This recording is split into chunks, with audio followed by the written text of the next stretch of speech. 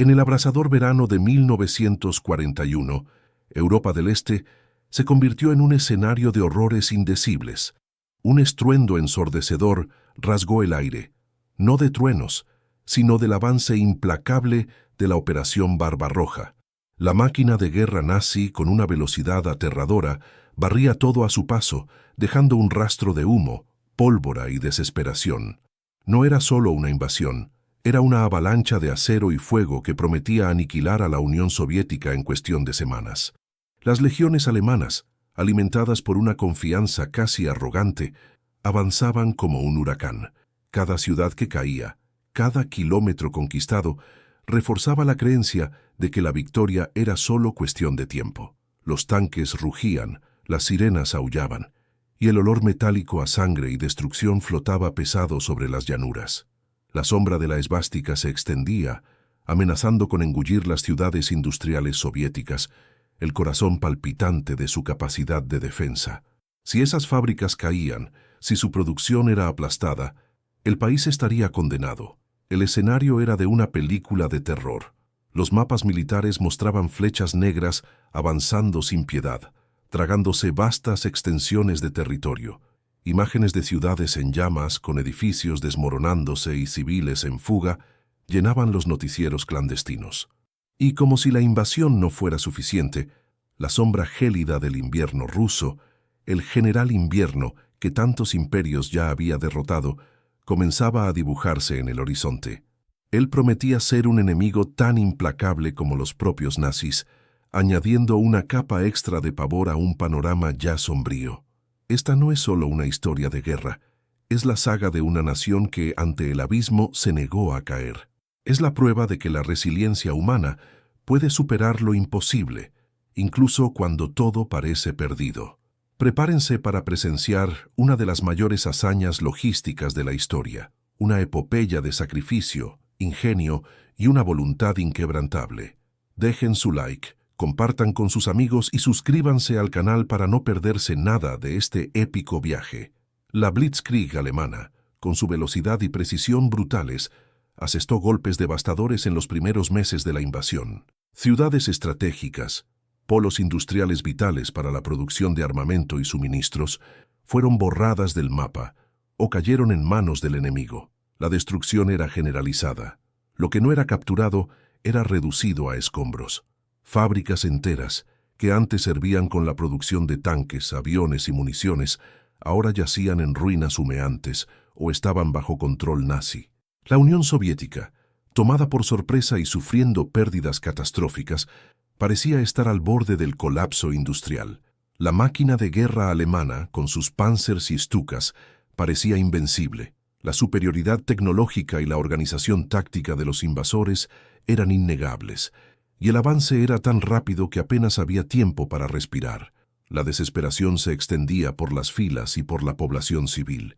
Cada día traía nuevas noticias de retiradas, de pérdidas irreparables, de ciudades cayendo como fichas de dominó.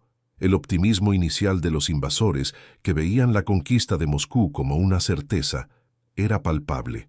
Creían que la resistencia soviética era frágil y que la victoria final estaba al alcance de sus manos. Pero en medio de esta oscuridad, una decisión audaz y sin precedentes comenzó a tomar forma en las mentes de los líderes soviéticos. Una idea tan monumental, tan arriesgada que parecía una locura: evacuar masivamente la industria soviética. No unas pocas fábricas, sino miles de ellas. Mover el corazón industrial del país, pieza por pieza, hacia el este, a las gélidas e inhóspitas montañas de los Urales. Era una apuesta desesperada, una carrera contra el tiempo, contra el enemigo que avanzaba y contra la propia naturaleza. Una misión que, si fallaba, significaría la aniquilación total. El escenario estaba a punto de transformarse en un teatro de sacrificio humano y de un ingenio que desafiaría todos los límites. La desesperanza que flotaba sobre la nación comenzaba a ceder paso a una determinación feroz. La respuesta soviética, aunque todavía en sus etapas iniciales, prometía ser algo que el mundo jamás había visto. La logística monumental apenas comenzaba, y a cada paso, lo impensable se convertía en el siguiente objetivo. Esta empresa no era solo una estrategia militar, Era un grito de guerra silencioso, una declaración de que la Unión Soviética no se doblegaría. La orden era clara y brutal en su simplicidad: desmantelar, transportar y reconstruir el corazón industrial de la nación antes de que los nazis pudieran destruirlo o capturarlo. No se trataba de unas pocas máquinas, sino de 1.500 fábricas enteras, cada una un laberinto de engranajes, hornos y líneas de producción que debían ser arrancadas de sus cimientos y trasladadas miles de kilómetros hacia el este, a las inhóspitas y gélidas montañas de los Urales. El tiempo era el enemigo más cruel. Con el avance alemán midiéndose en kilómetros diarios, cada hora perdida significaba otra fábrica bajo amenaza. La carrera comenzó. Las ciudades industriales que estaban en la línea de fuego de la invasión se transformaron en colmenas de actividad febril. Ingenieros, trabajadores y militares, con la ayuda desesperada de civiles, incluyendo mujeres y adolescentes, comenzaron la tarea hercúlea de desmontar la infraestructura que tardó décadas en construirse. Imaginen el escenario: la constante alarma de bombardeos de fondo, el olor a metal quemado mezclado con el sudor y la ansiedad.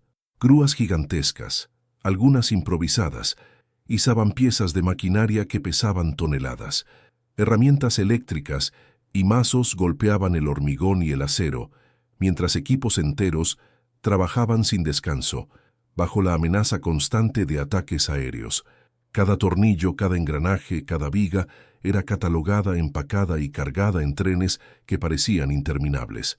Las plataformas de carga pitaban, el vapor silbaba, y el humo de las locomotoras se mezclaba con el polvo de la destrucción y la reconstrucción.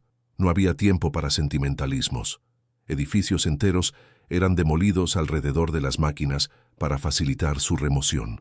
Líneas de producción completas eran cortadas en secciones transportables, transformando lo que antes era una unidad cohesionada en un gigantesco rompecabezas de acero. La prioridad era salvar lo más posible y a cualquier costo.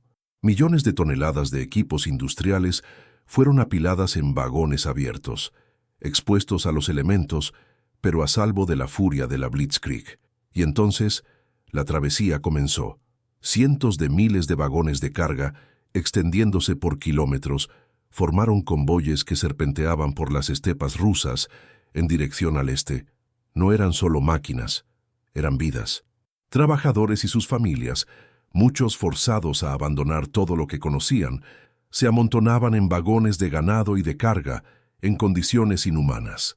Niños lloraban de frío y hambre. Madres intentaban calentar a sus hijos con harapos, mientras el tren se mecía incesantemente, llevándolos a un futuro incierto y un destino desconocido. El paisaje cambiaba, de ciudades devastadas a vastas y desoladas llanuras. El aire se volvía más frío, el viento más cortante, anunciando la llegada inminente del invierno. Era una migración forzada a una escala sin precedentes en la historia, una nación entera moviéndose para sobrevivir. En cada estación, nuevos vagones se añadían, nuevas familias embarcaban huyendo del avance nazi y cargando consigo la esperanza, por más tenue que fuera, de un futuro. El destino final era la región de los Urales, una vasta extensión de montañas y bosques, conocida por sus riquezas minerales, pero también por su clima brutalmente frío y su infraestructura subdesarrollada. La mayoría de los lugares designados para las nuevas fábricas eran áreas remotas con pocas carreteras, electricidad limitada y casi ninguna vivienda. Era un lugar salvaje, intacto, que ahora sería transformado, a la fuerza, en el nuevo corazón industrial de la Unión Soviética. La llegada a los Urales no significó el fin de la prueba, sino el comienzo de una nueva y más cruel batalla. Los convoyes llegaban a estaciones improvisadas, a menudo en medio de la nada, donde la nieve ya comenzaba a caer, cubriendo el suelo y las montañas de blanco. La tierra, endurecida por el frío intenso, era un desafío para cualquier intento de construcción. Pero no había tiempo para esperar la primavera. Las fábricas debían ser reensambladas, y debían ser reensambladas ahora. El sonido que antes era el de los bombardeos, ahora era el de los martillos golpeando incesantemente, el crujido de las grúas descargando las piezas, el zumbido de las sierras cortando la madera para los refugios temporales. Miles de hombres y mujeres, exhaustos por el viaje y la privación, comenzaron a trabajar inmediatamente. Excavaban cimientos en suelo congelado, a menudo con herramientas manuales, bajo vientos aulladores y temperaturas que caían muy por debajo de cero. Las mujeres y los niños desempeñaron un papel esencial en esta lucha por la supervivencia y la reconstrucción. Con los hombres en el frente de batalla, fueron ellas quienes asumieron la primera línea en las fábricas y en las obras. Niños de tan solo 12 años trabajaban codo a codo con sus madres y abuelas, cargando ladrillos, mezclando cemento y aprendiendo a operar máquinas sencillas. El agotamiento era universal. Dormir era un lujo, la comida, una rareza. Las comidas eran escasas y frías, a menudo solo pan seco y agua helada. La falta de vivienda era un problema crítico. Campamentos temporales, tiendas de lona improvisadas e incluso cuevas se convirtieron en hogares para millones de personas. En medio del frío paralizante, el riesgo de congelación, hipotermia y enfermedades como neumonía y tifus era constante. Las condiciones sanitarias eran precarias y la medicina rudimentaria. La vida en los Urales era una lucha diaria, una batalla constante contra la naturaleza implacable y la propia fragilidad humana. Pero, a pesar de todo, la determinación permanecía. Con cada viga levantada, con cada pared erigida, con cada máquina instalada, la esperanza, antes casi inexistente, comenzaba a solidificarse. Los trabajadores, aunque hambrientos y exhaustos, entendían la importancia de su misión. Sabían que cada tanque, cada avión, cada proyectil producido allí, en las profundidades de la Rusia helada, era un golpe contra el enemigo, una contribución vital para la defensa de su patria. El contraste era sorprendente. Mientras en el oeste, ciudades como Stalingrado eran reducidas a escombros bajo el fuego nazi, en el este, nuevos centros industriales brotaban del suelo congelado, desafiando la lógica y la propia naturaleza. Lo que los alemanes esperaban que fuera el fin de la capacidad industrial soviética, se estaba transformando en un renacimiento, más fuerte y más resiliente que nunca. El humo de las chimeneas recién levantadas en los Urales no era solo una señal de producción, era un desafío, un rugido de guerra que resonaba por las montañas heladas, prometiendo una respuesta feroz al avance implacable del enemigo. La batalla contra el tiempo y el hielo estaba en pleno apogeo, y cada día, cada noche, el pueblo soviético escribía un nuevo capítulo de su historia, forjado en el sacrificio y en la más pura resiliencia. Sin embargo, la resiliencia por sí sola no bastaba. Hacía falta más que coraje, hacía falta una terquedad casi insana ante un escenario que desafiaba la propia existencia para mantener viva la llama de la producción. En los Urales, la lucha no era solo contra el invasor, sino contra el propio ambiente, que se mostraba tan implacable como cualquier ejército. Miles de trabajadores, ingenieros y soldados, muchos de ellos agotados por el largo viaje y las pérdidas recientes, se sumergieron en una rutina extenuante. Trabajaban día y noche, bajo un cielo gris que rara vez daba tregua y temperaturas que fácilmente alcanzaban los 40 grados bajo cero. El aire cortante azotaba los rostros, congelando la humedad de las lágrimas y el sudor. El sonido que llenaba el aire ya no era el de los bombardeos, sino una sinfonía brutal de construcción. El clangor metálico de los martillos contra el acero congelado resonaba por las montañas, mezclado con el silbido cortante del viento gélido. Sierras zumbaban, grúas chirriaban bajo el peso de vigas y máquinas, y el rugido incesante de los trenes que llegaban, trayendo más piezas y más esperanza, parecía no cesar nunca. Cada uno de esos sonidos era un latido del corazón de la nación, negándose a detenerse. La tierra, que parecía granito de tan congelada, era un desafío para cada pala, cada pico. Excavar cimientos era una tarea hercúlea que exigía fuerza sobrehumana y una persistencia que rozaba la obsesión. Y sin embargo seguían abriéndose camino a través del hielo y la roca, determinados a echar las raíces de su nueva industria. El impacto humano de esta saga era inimaginable. Familias enteras habían sido separadas. Muchos trabajadores habían dejado todo atrás, sus hogares, sus amigos, sus seres queridos, sin saber si algún día los volverían a ver. El agotamiento físico y mental era una constante. El sueño era un lujo raro, robado en unas pocas horas de descanso en refugios improvisados, donde el frío aún se filtraba por las grietas. La comida era racionada, escasa, apenas lo suficiente para mantener los cuerpos en movimiento, pero jamás para saciarlos. Era una dieta de pan seco, sopa aguada y una determinación férrea. Y en este escenario desolador, las mujeres y los niños emergieron como pilares esenciales. Con la mayoría de los hombres en el frente, fueron ellas las que asumieron el peso de la producción. Madres e hijas, abuelas y nietas, codo a codo, desafiaban el rigor del clima y el peso de las máquinas. Niños, muchos de ellos menores de 15 años, que deberían estar en la escuela o jugando, ahora cargaban el peso de la guerra. Operaban tornos, montaban piezas, cargaban materiales, sus pequeñas manos agrietadas y doloridas, pero sus ojos llenos de una resolución que avergonzaría a muchos adultos. La idea de la unidad familiar y la fuerza que surge cuando toda la gente se une para sacar adelante, las dificultades nos ayuda a entender su espíritu inquebrantable. Mientras tanto, en el oeste, ciudades como Stalingrado se transformaban en infiernos de llamas y escombros, un símbolo de la barbarie nazi. Pero en los Urales, con cada viga levantada, con cada pared erigida, surgía un nuevo centro industrial, un oasis de esperanza en el desierto helado. Era un contraste brutal, la destrucción extendiéndose por un lado y la construcción frenética, desafiando la lógica y la naturaleza, por el otro. Pero la batalla por la supervivencia estaba lejos de terminar. De hecho, los Urales, antes un refugio, rápidamente se convirtieron en un cerco invisible, una lucha diaria por la propia existencia. La región era remota, con infraestructura mínima, y la llegada de millones de personas sobrecargó lo que ya era precario. El aislamiento era casi total. La comunicación con el mundo exterior era difícil y las noticias del frente llegaban esporádicas, a menudo cargadas de más dolor. La escasez era una sombra constante.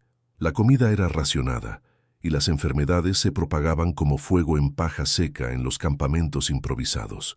Tifus, neumonía, disentería. La lista de males que afligían a los trabajadores era larga e implacable. Sin saneamiento adecuado, con suministros médicos limitados, cada tos, cada fiebre, era una amenaza a la vida. El invierno, el general invierno, que antes era una amenaza para los invasores, ahora también ponía a prueba la resiliencia de los propios soviéticos. Campamentos temporales, tiendas de lona e incluso refugios subterráneos se transformaban en trampas heladas, donde el cuerpo era constantemente desafiado a mantener el calor. La falta de vivienda adecuada era un problema crónico. Millones vivían en condiciones inhumanas, amontonados en espacios pequeños, compartiendo el poco calor que lograban generar. Era una vida de pasar apuros o estar al límite, como se dice en español coloquial, pero con una causa mucho mayor. La resistencia no era solo militar, sino una resistencia del alma. No había atrocidades de guerra directas cometidas por los nazis allí, pero las condiciones impuestas por la naturaleza y la urgencia de la misión eran en sí mismas una atrocidad.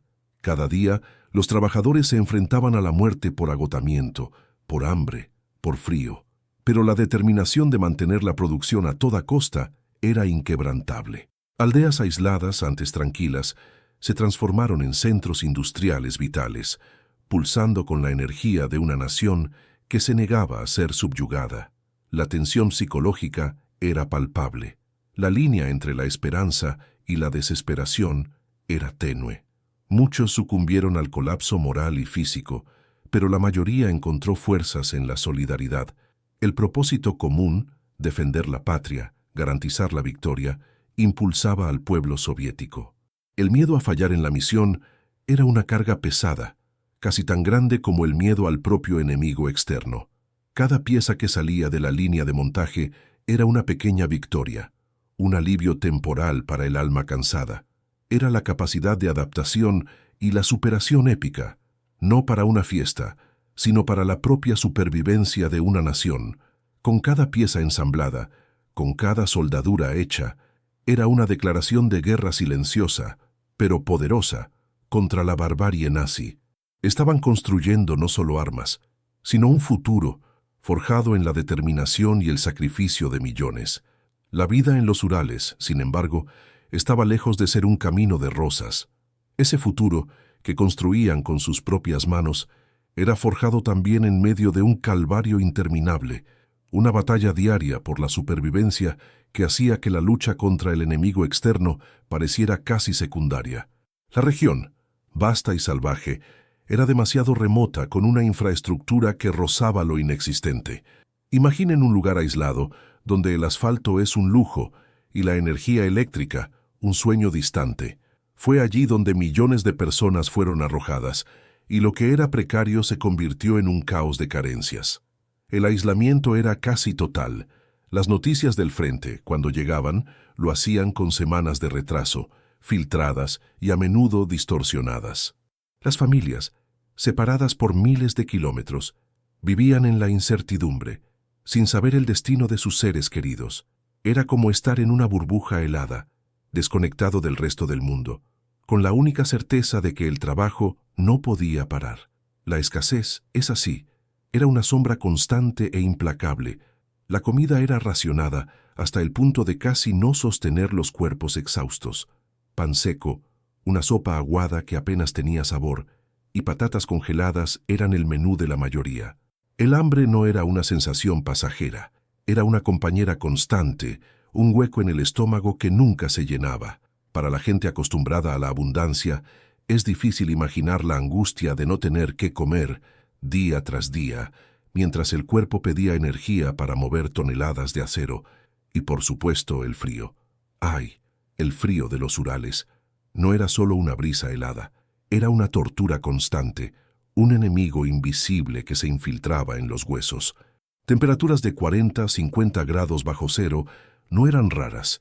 El invierno, que ya había sido bautizado como General Invierno por su capacidad de derrotar ejércitos, ahora mostraba su cara más cruel a los propios soviéticos. Campamentos temporales, tiendas de lona que apenas protegían del viento y refugios improvisados, muchos de ellos subterráneos, se transformaron en verdaderas trampas heladas. El riesgo de congelación era real y diario. Dedos y pies perdidos, hipotermia, la piel agrietada por el hielo. Era una lucha por mantener el cuerpo caliente, por no sucumbir al sopor mortal que traía el frío. La falta de vivienda adecuada era un problema crónico que exacerbaba todo lo demás. Millones vivían amontonados en espacios pequeños, compartiendo el poco calor que lograban generar con la respiración o con hogueras precarias, a menudo insuficientes.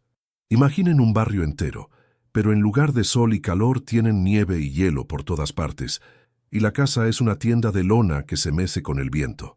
Las condiciones sanitarias eran un desastre. Sin agua corriente, sin saneamiento básico, las enfermedades se propagaban como fuego en paja seca. Tifus, neumonía, disentería, escorbuto. La lista de males que afligían a los trabajadores era larga e implacable.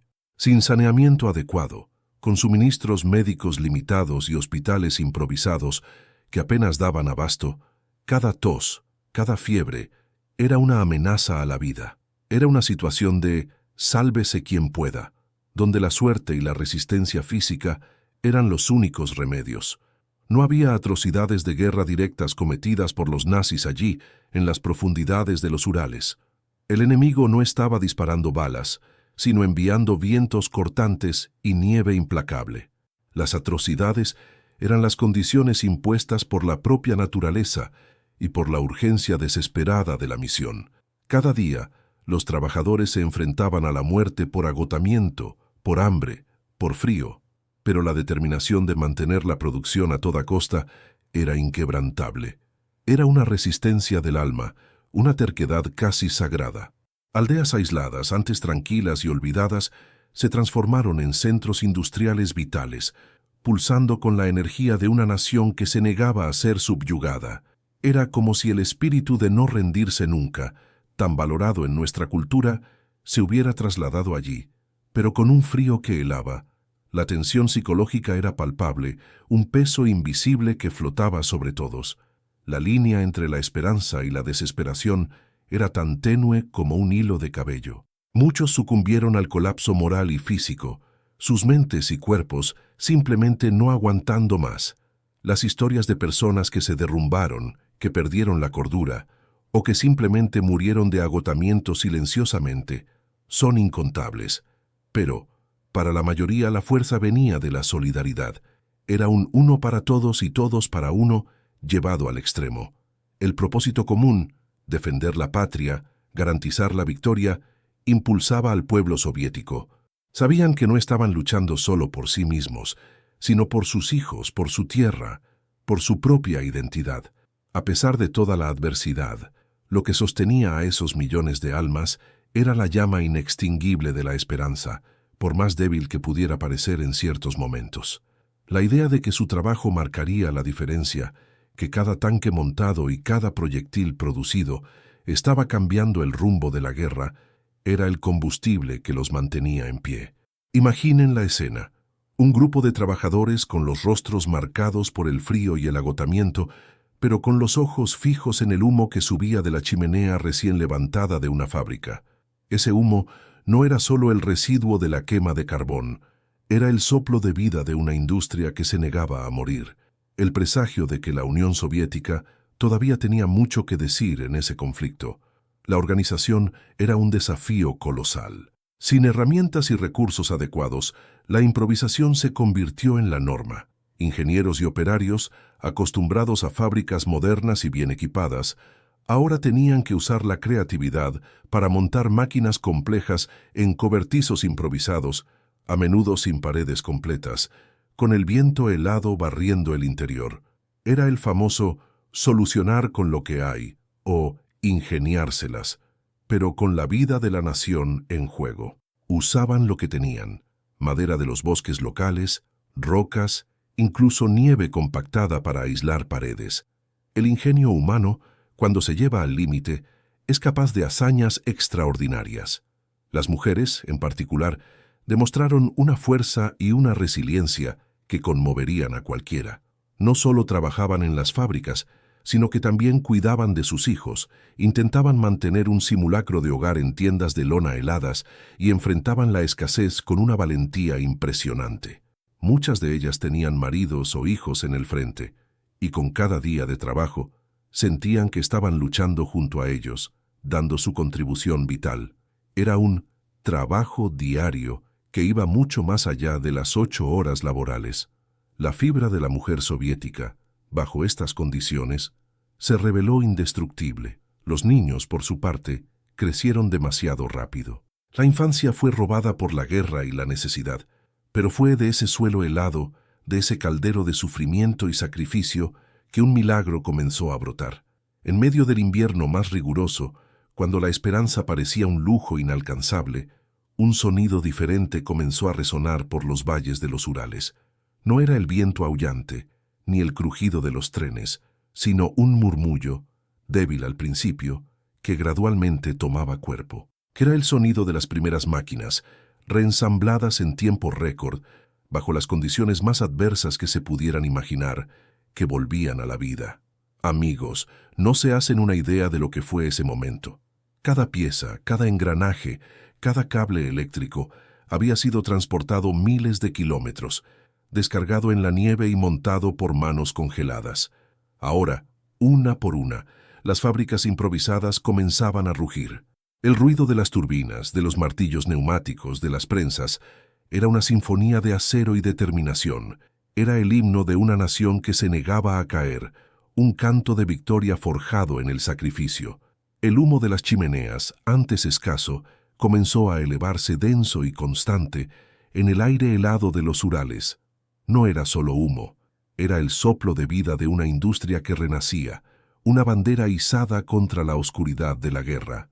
Cada bocanada era un mensaje claro para el enemigo. La Unión Soviética no estaba muerta, estaba más viva y más furiosa que nunca. Las decisiones cruciales de los líderes soviéticos, tomadas en gabinetes helados y bajo presión inimaginable, fueron brutales en su eficacia. La orden era clara: acelerar la producción a toda costa. Esto significaba jornadas de trabajo ininterrumpidas, 18, 20 horas al día, 7 días a la semana. no había descanso, no había tregua. Era el trabajo duro sin fin, donde el cuerpo y la mente eran llevados al límite del límite. El costo humano de cada día de trabajo ininterrumpido era inmenso.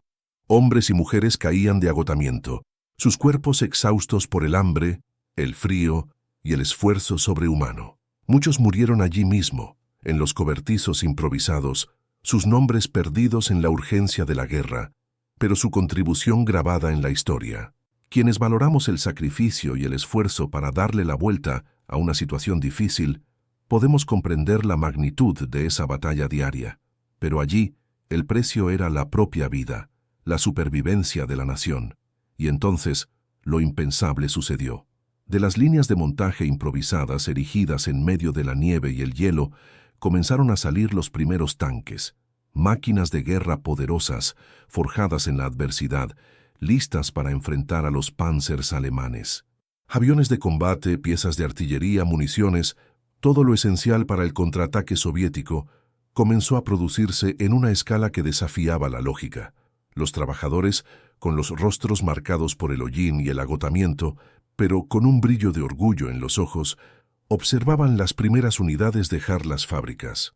Era como ver nacer a un hijo después de una gestación dolorosa, un verdadero milagro sucediendo ante sus ojos. El contraste era chocante. Por un lado, el ambiente salvaje e inhóspito de los Urales, con sus montañas cubiertas de nieve y bosques densos. Por el otro, la maravilla de la ingeniería humana en acción, transformando metal bruto en instrumentos de guerra. Era la prueba de que la voluntad humana, cuando es impulsada por un propósito mayor, puede superar cualquier obstáculo natural. Aquellos que dudaron, que pensaron que la Unión Soviética estaba condenada, estaban a punto de llevarse una sorpresa. Lo que los nazis vieron como un golpe fatal se convirtió en el catalizador para un resurgimiento industrial sin precedentes. La evacuación no fue solo una medida de emergencia, fue una jugada maestra que salvó la industria soviética de la aniquilación. Pero fue más allá. En las profundidades de los Urales, lejos del alcance de los bombardeos alemanes, la industria se volvió más fuerte, más resiliente y, sorprendentemente, más productiva. Las nuevas instalaciones, construidas con urgencia, pero con ingenio, permitieron la optimización de procesos y la introducción de nuevas técnicas. La necesidad se convirtió en la madre de la invención y la improvisación, la herramienta más valiosa. Esta hazaña no solo salvó la industria, cambió el rumbo de la guerra. La capacidad de producción de armamento, que parecía perdida, fue restaurada y ampliada, asegurando que el Ejército Rojo tuviera los recursos necesarios para resistir y, eventualmente, contraatacar. Los tanques T-34, los aviones de ataque Ilyushin Il-2, las ametralladoras PPSH-41, símbolos de la resistencia soviética, comenzaron a salir de las nuevas fábricas en un flujo constante, alimentando la línea del frente. Al general Invierno y al general Barro, que habían dificultado el avance alemán, ahora se uniría el general Industria de los Urales, una fuerza imparable forjada en la nieve y el sacrificio. El éxito rotundo de la evacuación fue un golpe psicológico devastador para los alemanes, que habían subestimado la capacidad de resistencia y recuperación soviética.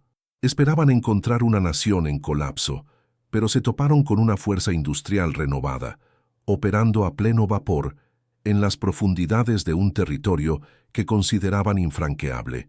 Era como un equipo deportivo que, después de ir perdiendo por goleada, regresa en el segundo tiempo y remonta el marcador, dejando al adversario sin entender nada. La Unión Soviética, que parecía al borde de la derrota, ahora no solo estaba resistiendo, sino preparándose para una ofensiva a gran escala. Cada fábrica reconstruida, cada pieza producida en los Urales helados, era un testimonio silencioso de la fuerza inquebrantable del espíritu humano. Era la prueba de que, incluso en las circunstancias más desesperadas, la determinación, la solidaridad y la capacidad de sacrificio pueden transformar lo imposible en realidad. El pueblo soviético, con sus manos callosas y sus corazones llenos de esperanza, había construido no solo armas, sino un futuro donde la victoria sobre el nazismo sería posible. La resiliencia demostrada por estas personas, que abandonaron todo para reconstruir su nación en un ambiente hostil, es una lección de vida para todos nosotros, un recordatorio de que la unión hace la fuerza y que la esperanza nunca debe morir. Esta epopeya industrial, a menudo eclipsada por las grandes batallas en los campos de guerra, fue en realidad una de las más decisivas. Sin ella, la resistencia soviética habría sido insostenible. Las ciudades industriales de los Urales, que antes eran meros puntos en el mapa, se convirtieron en el verdadero arsenal de la victoria, el corazón palpitante de una nación que renació de las cenizas. Lo que comenzó como una huida desesperada, se transformó en un acto de creación sin precedentes, un monumento a la capacidad humana de adaptarse, innovar y superar. Pero la historia no termina con el humo de las chimeneas o con el rugido de los primeros tanques. Lo que siguió a aquella epopeya de hierro y hielo fue una transformación profunda que moldeó no solo el destino de millones de personas, sino también el futuro de una nación entera. La evacuación masiva a los Urales no fue solo una medida temporal de guerra. Para gran parte de aquellos que fueron desplazados, se convirtió en un cambio permanente. Millones de personas que habían abandonado sus vidas en el oeste fueron forzadas a construir nuevos hogares, nuevas comunidades, en un ambiente que antes era inhóspito y desconocido. Aldeas remotas se expandieron rápidamente, dando lugar a ciudades industriales vibrantes, nacidas de la urgencia y el sacrificio. Magnitogorsk, Chelyabinsk, Sverdlovsk, nombres que antes eran poco conocidos, ahora se convertían en sinónimos de poder industrial y resiliencia soviética. Es como si una ciudad entera se transformara, de la noche a la mañana, en un gigantesco polo industrial, con gente de todas partes, todo construido a base de esfuerzo. El trauma de la guerra y la evacuación, por supuesto, dejó cicatrices profundas. Familias enteras fueron desmembradas, pérdidas irreparables fueron sufridas, y la memoria de lo que se dejó atrás atormentaba a muchos. Las historias de hambre, frío y agotamiento se contaban en susurros, transmitidas de generación en generación. Pero en medio de ese dolor, una nueva vida floreció. Las personas se unieron, formaron lazos inquebrantables, y la solidaridad se convirtió en la moneda más valiosa. Aquellos que sobrevivieron a los rigores de los Urales llevaban consigo una fuerza indomable, un espíritu de lucha de quien enfrentó lo peor y salió victorioso. Habían construido no solo fábricas, sino un nuevo sentido de pertenencia, una identidad forjada en la lucha colectiva. La región de los Urales, antes vista como una frontera salvaje, se transformó permanentemente. Lo que antes era un paisaje de montañas y bosques intactos, ahora estaba salpicado por complejos industriales, ferrocarriles y ciudades que hervían de actividad. Esta migración forzada no solo salvó la industria soviética, sino que también redistribuyó el poder económico y estratégico del país, creando una base industrial más segura y menos vulnerable a futuras invasiones. Fue una locura, pero funcionó. Las lecciones aprendidas de esta hazaña logística y humana son monumentales. La evacuación de las 1.500 fábricas es un testimonio de la importancia de la logística estratégica en tiempos de crisis. La capacidad de desmantelar, transportar y reensamblar una infraestructura industrial tan vasta, bajo presión extrema y en condiciones climáticas brutales, es una proeza que pocos ejércitos o naciones podrían replicar. Fue una verdadera clase magistral en planificación y ejecución, demostrando que, con voluntad política y determinación popular, lo imposible puede lograrse. La capacidad de improvisación también se mostró vital. Sin los recursos y el tiempo para construir instalaciones perfectas, ingenieros y trabajadores fueron forzados a arreglárselas, a usar la creatividad para superar obstáculos que parecían infranqueables. Tiendas de lona se convirtieron en oficinas, cobertizos sin paredes se transformaron en líneas de montaje, y herramientas improvisadas se usaron para realizar tareas complejas. Esta mentalidad de hacer lo que se pueda con lo que se tiene es clave para el éxito. Era la prueba de que la inteligencia humana, cuando se enfrenta a la adversidad, encuentra caminos donde antes no había ninguno. Pero, por encima de todo, Esta epopeya destacó el poder de la resiliencia humana y la voluntad colectiva. Millones de personas, enfrentando hambre, frío, enfermedades y la constante amenaza del enemigo, no se rindieron. Trabajaron incansablemente, sacrificaron sus propias comodidades y a menudo sus vidas por un propósito mayor. La fuerza del espíritu humano, la capacidad de soportar lo insoportable y de encontrar esperanza en la oscuridad, fue el verdadero secreto de la evacuación. Fue la unión de un pueblo que, incluso bajo el yugo de un régimen autoritario, encontró en sí mismo la fuerza para luchar por su patria. El impacto de esta hazaña en el curso de la Segunda Guerra Mundial fue inestimable. La producción continua de armamento en los Urales aseguró que el Ejército Rojo no solo pudiera resistir el avance nazi, sino también lanzar contraofensivas devastadoras. Los tanques T-34, los aviones de combate y las piezas de artillería que salían de las fábricas recién instaladas fueron cruciales para cambiar el rumbo en batallas decisivas como Stalingrado y Kursk. Sin esta capacidad industrial preservada y ampliada, la Unión Soviética habría muy probablemente sucumbido y el curso de la guerra y de la historia mundial habría sido drásticamente diferente. Y el legado no terminó ahí. Después de la guerra, la región de los Urales permaneció como un pilar de la industria soviética, desempeñando un papel estratégico fundamental durante la Guerra Fría. Las ciudades que nacieron o crecieron exponencialmente durante la evacuación continuaron siendo centros de producción vital, asegurando la capacidad militar y económica de la Unión Soviética durante décadas. Fue una herencia que se extendió mucho más allá del fin del conflicto, moldeando la geopolítica de posguerra y la carrera armamentista. ¿Cómo se recuerda hoy este secreto de la evacuación? En Rusia, esta historia es una parte fundamental de la memoria colectiva, un símbolo de orgullo nacional y de sacrificio. Museos y monumentos fueron erigidos para honrar a los millones de trabajadores e ingenieros que hicieron posible lo imposible. Historias familiares, transmitidas de abuelos a nietos, mantienen viva la memoria de aquellos días de prueba y triunfo. Es una narrativa que refuerza la identidad rusa, celebrando la capacidad de superación y la resiliencia de su pueblo ante la adversidad más extrema.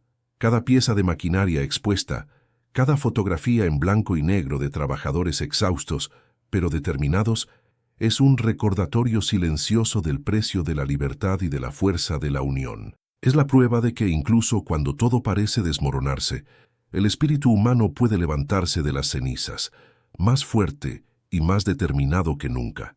Y es aquí donde reside el verdadero secreto de la evacuación, amigos.